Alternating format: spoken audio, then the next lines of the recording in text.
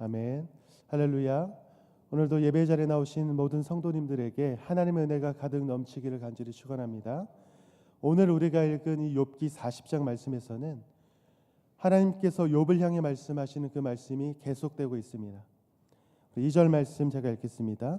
트집 잡는 자가 전능자와 다투겠느냐? 하나님을 탓하는 자는 대답할지니. 욥은 이 욥기에서 종종 자신이 의롭다는 것을 피력하기 위해서 또 자신이 고난을 받을 만한 잘못을 하지 않았다는 것을 강조하기 위해서 때로는 하나님께 토로하기도 하고 때로는 하나님께 그 탓을 돌리는 듯한 그런 표현으로 고백하는 그런 모습들이 있었습니다. 그런 욥에게 하나님께서 말씀하십니다. 아직도 더 할 말이 남았냐는 것입니다. 말씀을 보면 이 대답하라는 하나님의 요청에 드디어 욥이 자신의 입을 열어서 말씀을 드리고 있습니다. 그런데 욥의 태도가 이전과는 사뭇 다르다라는 것을 살펴볼 수 있는데요. 욥이 이전에는 어떻게 반응했는가를 살펴보면 욥기 13장 3절에서 참으로 나는 전능자에게 말씀하려 하며 하나님과 변론하려 하노라. 또 욥기 23장 3절에서 5절에 보면 내가 어찌하면 하나님을 발견하고 그의 처소에 나아가랴. 어찌하면 그 앞에서 내가 호소하며 변론한 말을 내 입에 채우고 내게 대답하시는 말씀을 내가 알며 내게 이르시는 것을 내가 깨달으랴. 이렇게 고백했던 것이 욥의 반응이었습니다. 이렇게 일관적인 태도로 계속해서 반응했던 것이 욥의 반응인데, 그러나 오늘 지금 욥이 하나님께 말씀하는 그 내용을 보게 되면 이전과의 내용과 사뭇 다르다라는 것을 볼 수 있습니다. 우리 4절과 5절 말씀을 같이 읽겠습니다. 시작. 보소서 나는 비쳐나오니 무엇이라 주께 대답하리이까 손으로 내 입을 가릴 뿐이로소이다. 내가 한 번 말하였사온즉 다시는 더 대답하지 아니하겠나이다. 하나님께서 말씀을 통해서 욥에게 전하고자 하셨던 그 말씀대로 욥이 지금 이 순간 자신의 비천함을 깨닫기 시작을 했습니다. 드디어 하나님 앞에서 아무것도 아닌 존재라는 것을 깨닫기 시작을 했으며, 그러니까 이제 하나님 앞에서 더 이상 자신의 의로움을 내세울 필요도 없고 내가 고난을 받는 이유를 알려달라고 하나님 앞에 그렇게 토로할 필요도 없어진 것입니다. 하나님 앞에서 나의 의견을 피력하지 않고 그저 듣는다는 것, 우리가 하나님을 신뢰한다라는 의지적인 표현입니다. 우리의 목소리가 커지고 내 말을 많이 하게 된다는 것은 아직도 우리 가운데 나의 의의가 있기 때문입니다. 더욱이 하나님과 우리의 관계 가운데 우리의 목소리가 커지고 내 말이 많아지며 내가 고백되어지고 하나님께 말씀드리는 그 말씀이 더 많아진다는 것은 아직도 하나님의 뜻이 아닌 내 뜻을 더 피력하고자 하는 그 마음 때문에 우리가 그렇게 고백하게 되는 것입니다. 사실 욥과 욥의 친구들이 이 욥기서에서 계속해서 보여주었던 모습이 바로 이러한 모습이었습니다. 자신들은 하나님이 어떤 분이시다, 하나님이 이런 분이시기 때문에 너는 이렇게 행동해야 된다, 이런 마음을 가져야 한다라고 계속해서 고백하고 변론하며 이야기를 했지만 결국 그들 가운데 하나님의 뜻이 아닌 자신이 생각하는 그 하나님에 대해서 말하는 것이 그들의 모습이었으며, 하나님의 어떠함이 아닌 내가 생각하고 내가 판단하고 내가 깨닫는 그 하나님이 어떠한 분이시다라는 것을 말하는 것이 그들의 모습이었다는 것입니다.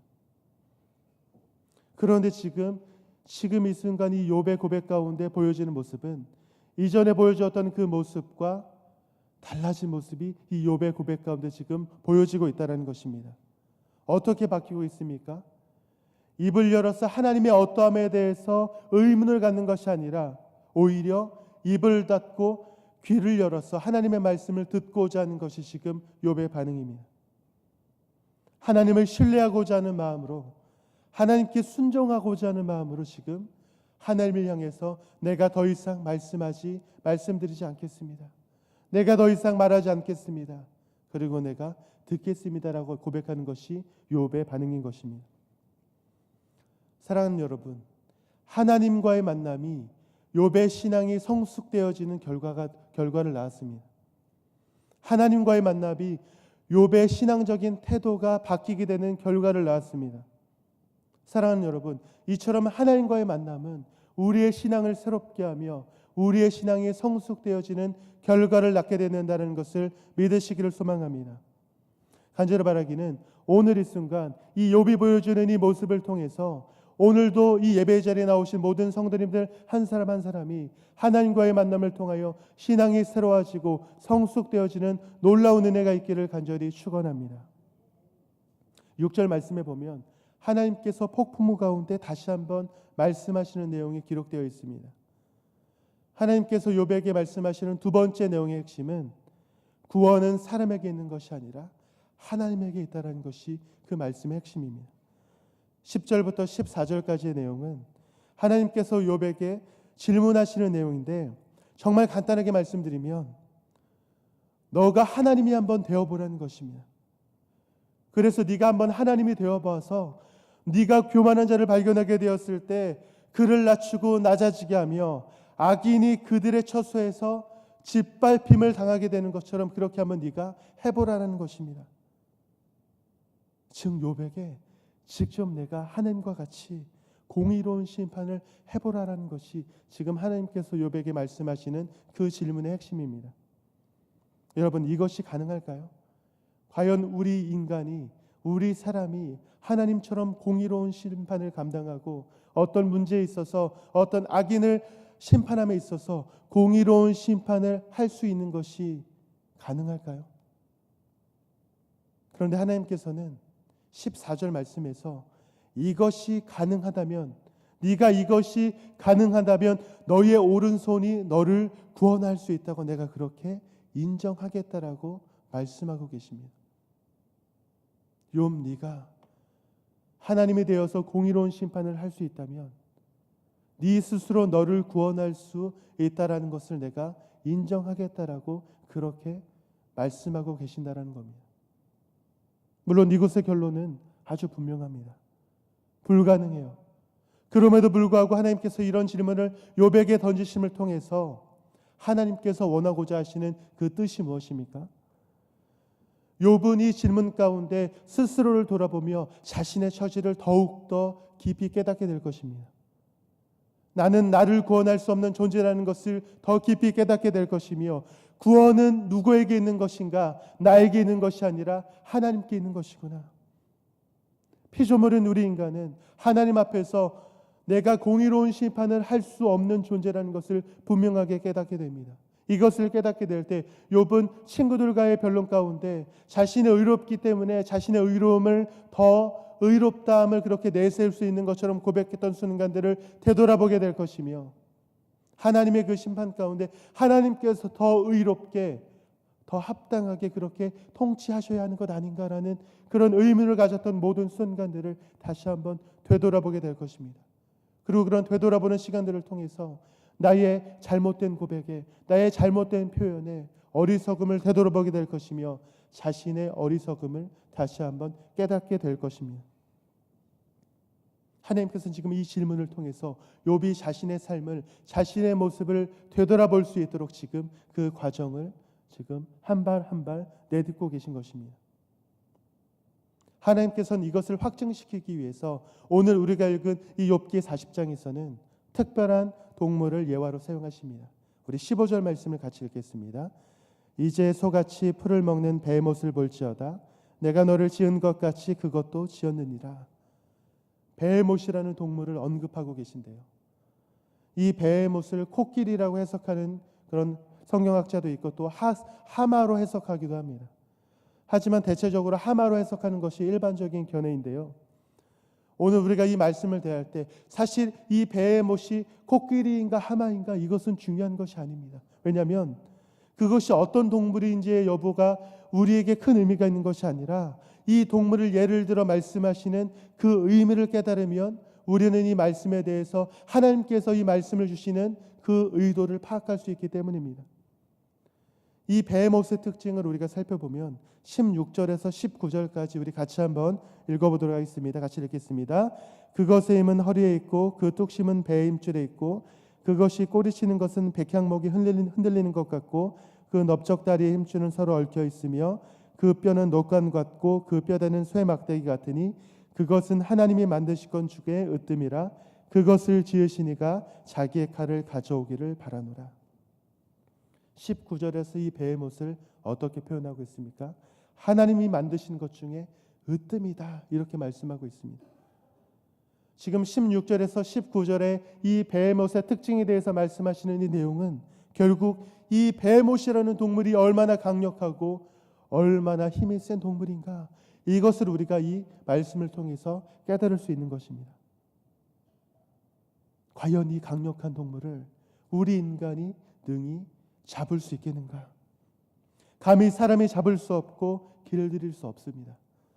그런 강력한 존재와 내가 대면한다라는 그 사실만으로도 우리는 두려울 수밖에 없습니다.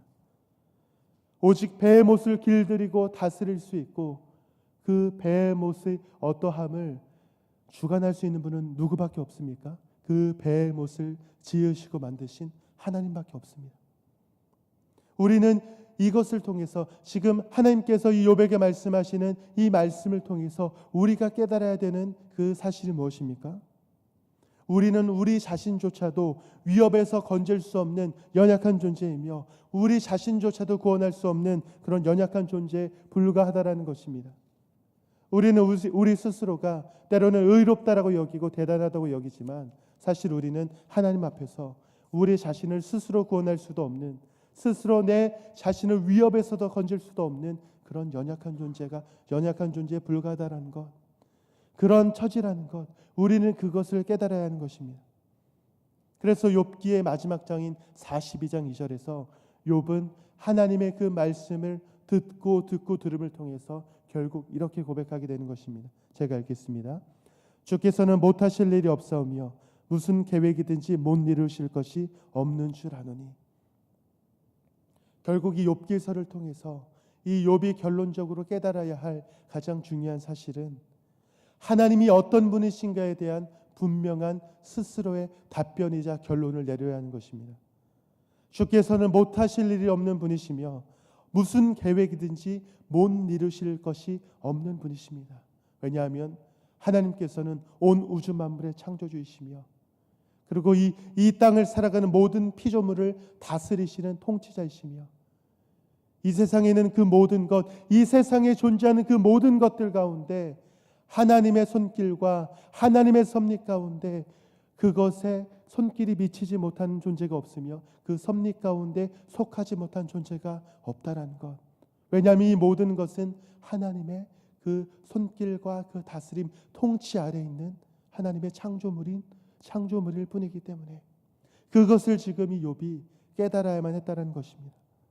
왜 이러한 고백을 할 수 있게 되는 것입니까? 하나님께서 우리의 창조주이심을 인정하기 때문에, 하나님께서 우리의 통치자이심을 인정하기 때문에 고백할 수 있는 가능한 고백입니다. 그 하나님께서 내 삶을 다스리시고 내 삶을 인도하시고 나의 삶을 한순간 한순간도 변함없이 이끌고 계시다라는 것을 믿기 때문에 고백할 수 있는 가능한 고백이라는 것입니다. 욥은 모든 것을 다 잃었음에도 불구하고 욥이 결국 이렇게 고백할 수 있었던 이유도 지금 비록 내가 받은 그 고난의 이유에 대해서 하나님께서 결국 말씀해 주시지 않으시지만 그 이유를 아는 것에 그 여부와 상관없이 욥은 지금 자신의 삶을 인도하시는 그 하나님의 존재에 대해서 더 깊이 경험하고 있기 때문에, 더 깊이 만나고 있기 때문에 그 하나님께서 내 삶을 더 깊이 관여하고 계시다는 것을 아주 많이 깨닫고 있기 때문에 내가 고난에 받은 그 이후의 여부는 더 이상 중요하지 않고 내가 하나님과 어떠한 삶을 살아가며 어떤 관계를 맺으며 그 하나님께서 나에게 어떤 분이 되시는가, 그것을 알아가는 것이 더 중요하고 의미 있는 삶이 되었다는 것입니다. 사랑하는 여러분, 오늘 이 시간 우리에게도 이런 동일한 고백이 있기를 간절히 소망합니다.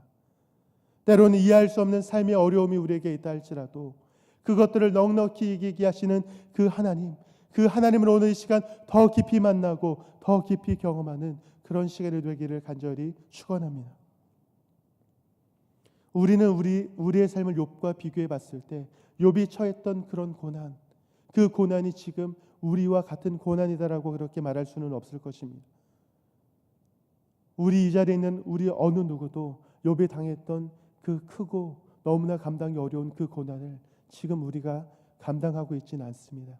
하지만 지금 이 자리에 있는 우리도 그와 견줄 수는 없지만 여전히 우리의 삶 가운데 이해할 수 없는 문제들이 있고 어려움이 있고 그런 어려움들을 이겨내고 견뎌내고 버텨냈던 것이 우리의 인생임을 지금 아주 많이 깨닫는 그런 삶을 살아가고 계실 것입니다.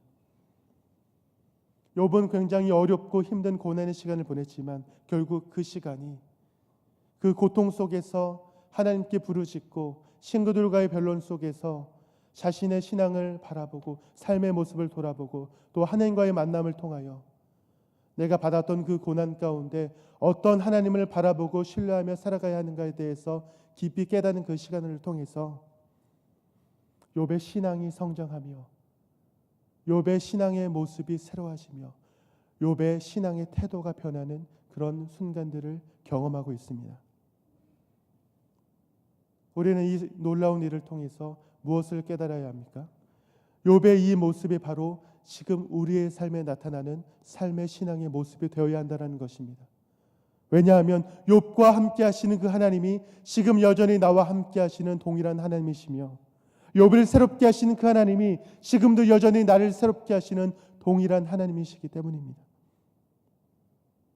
욥을 고난 가운데서 하나님의 뜻을 발견하게 하시고 하나님의 마음을 깨닫게 하신 그 모든 과정이 결국 이 땅을 살아가는 우리의 삶을 통해 하나님께서 하나님의 뜻을 발견하게 하시고 하나님의 마음을 깨닫게 하시는 그 과정과 동일한 시간을 우리에게 허락해 주고 계시기 때문입니다. 오늘 이 시간 이것을 기억하며 우리에게 맡겨지는 그 삶의 한 절을 하루하루를 살아내는 그런 시간들을 통하여 때로는 어려움이 있고 고난이 있다 할지라도 그것들을 이겨내고 버텨내고 견뎌내는 은혜의 삶을 살아가시기를 간절히 축원합니다. 그런 삶을 살아가는 가운데 하나님과의 깊은 교제함을 통하여 하나님과의 깊은 만남을 통하여 우리의 신앙이 자라며 우리의 신앙이 성숙하여지며 그것들을 겪어내는 시간들을 통하여 이전보다 더욱더 자라나고 있는 나의 신앙의 모습을 발견하게 되고 이전보다 더욱더 견고해지는 나의 믿음의 모습을 깨닫게 되며 이전보다 더 예수 그리스도를 닮아가는 나의 모습을 발견하게 되는 그런 삶을 살아가는 여러분 한 사람 한 사람이 되시기를 간절히 축원합니다.